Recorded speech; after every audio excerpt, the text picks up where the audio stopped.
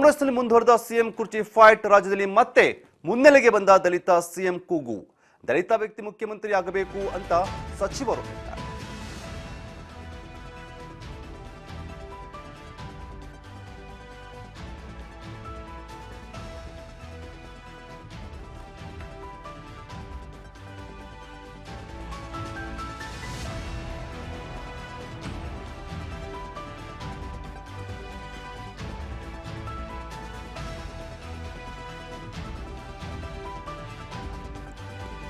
ಕಾಂಗ್ರೆಸ್ನಲ್ಲಿ ಮುಂದುವರೆದ ಸಿಎಂ ಕುರ್ಚಿ ಫೈಟ್.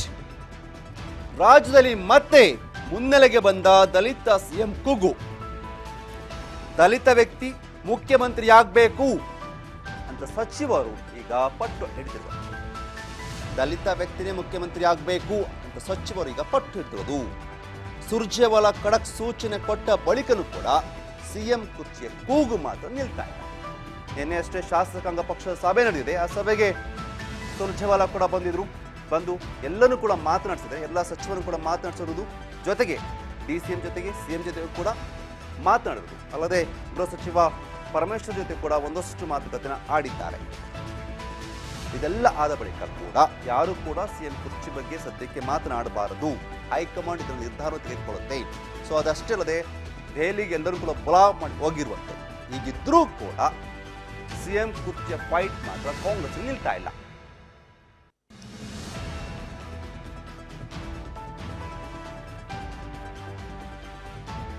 ಸೊ ನಿನ್ನೆ ಅಷ್ಟೇ ಸುರ್ಜೇವಾಲಾ ಕೂಡ ದೆಹಲಿಯಿಂದ ಆಗಮಿಸಿ ಶಾಸಕಾಂಗ ಸಭೆಯಲ್ಲಿ ಪಕ್ಷ ಸಭೆಯಲ್ಲಿ ಮಾತನಾಡಿದ್ದಾರೆ. ಜೊತೆಗೆ ಯಾರು ಕೂಡ ಇದ್ರ ಬಗ್ಗೆ ಮಾತನಾಡಬಾರಂತ ತಾಕೀತು ಮಾಡೋದು. ಬಟ್ ಮತ್ತೆ ಶುರುವಾಗಿದೆ.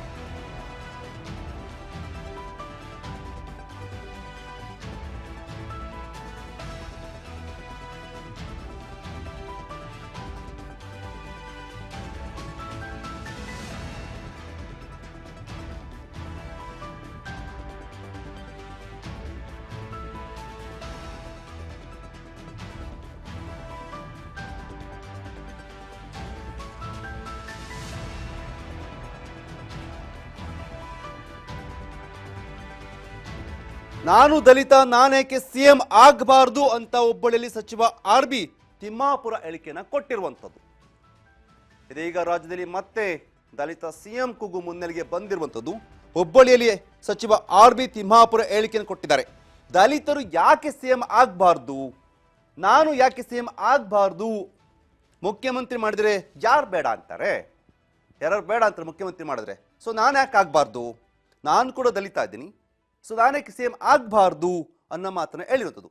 ನನಗೆ ಅಷ್ಟು ಶಕ್ತಿ ಇದೆಯೋ ಇಲ್ವೋ ಗೊತ್ತಿಲ್ಲ, ಬಟ್ CLP ಒಪ್ಕೊಳ್ತಾರೋ ಇಲ್ವೋ ಅದೂ ಗೊತ್ತಿಲ್ಲ. ಇವೆಲ್ಲವೂ ಕೂಡ ಪರಿಗಣನೆಗೆ ಬರುತ್ತದೆ.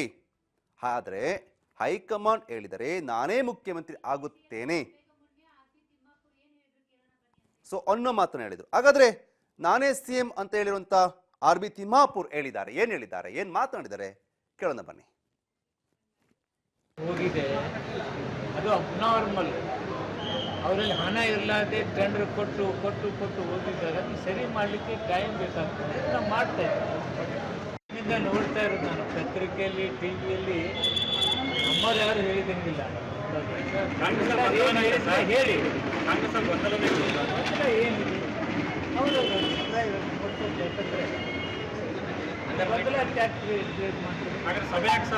ಅವರು ಮುಂದೂಡಿಕೆ ಮಾಡಿದ್ರೆ ಪರಮೇಶ್ವರ ನಾನು ಕೂಡ ದಲಿತ ಇದ್ದೀನಿ, ನಾನೇಕೆ ಸಿಎಂ ಆಗಬಾರ್ದು ಅಂತ ಹುಬ್ಬಳ್ಳಿಯಲ್ಲಿ ಈಗ ಆರ್.ಬಿ. ತಿಮ್ಮಾಪುರ್ ಹೇಳಿರುವಂಥದ್ದು. ಏಕೆಂದರೆ ಈಗಾಗಲೇ ದಲಿತ ಸಿಎಂ ಆಗಬೇಕು ಅನ್ನೋ ಕೂಗು ರಾಜ್ಯ ಕಾಂಗ್ರೆಸ್ನಲ್ಲಿ ಕೇಳಿ ಬರ್ತಾ ಇರುವಂಥದ್ದು. ಆ ಕೂಗಿಗೆ ಈಗ ಧ್ವನಿಗೂಡಿಸಿದ್ದಾರೆ ಆರ್.ಬಿ. ತಿಮ್ಮಾಪುರ್.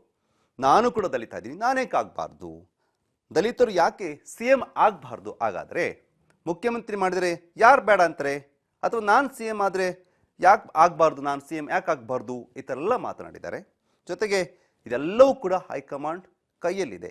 ಅವ್ರು ಹೇಳಿದರೆ ಯಾರು ಬೇಕಾದ್ರೂ ಮುಖ್ಯಮಂತ್ರಿ ಆಗ್ತಾರೆ, ಅವ್ರು ಹೇಳಿದರೆ ನಾನು ಕೂಡ ಮುಖ್ಯಮಂತ್ರಿ ಆಗ್ತೀನಿ ಅನ್ನೋ ಮಾತನ್ನು ಈಗ ತಿಮ್ಮಾಪುರ್ ಅವ್ರು ಹೇಳಿರುವಂಥದ್ದು.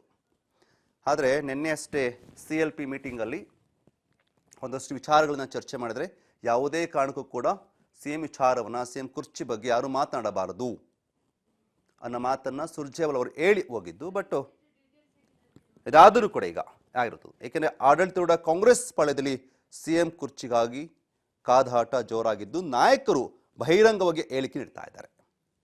ಇದರಿಂದ ಪಕ್ಷಕ್ಕೆ ಆಗುವ ಡ್ಯಾಮೇಜ್ ಅನ್ನು ತಡೆಯಲು ರಾಜ್ಯ ಕಾಂಗ್ರೆಸ್ ಉಸ್ತುವಾರಿ ರಣದೀಪ್ ಸಿಂಗ್ ಸುರ್ಜೇವಾಲಾ ನೇತೃತ್ವದಲ್ಲಿ ಸೋಮವಾರ ಅಂದರೆ ನಿನ್ನೆ ಅಷ್ಟೇ ಸಭೆ ನಡೆಯಿತು. ಸಭೆಯಲ್ಲಿ ಸುರ್ಜೇವಾಲಾ ರಾಜ್ಯ ನಾಯಕರಿಗೆ ಖಡಕ್ ಸೂಚನೆಯನ್ನು ಕೊಟ್ಟಿದ್ರು. ಬಟ್ ಸೂಚನೆ ಕೊಟ್ಟ ಬಳಿಕ ಕೂಡ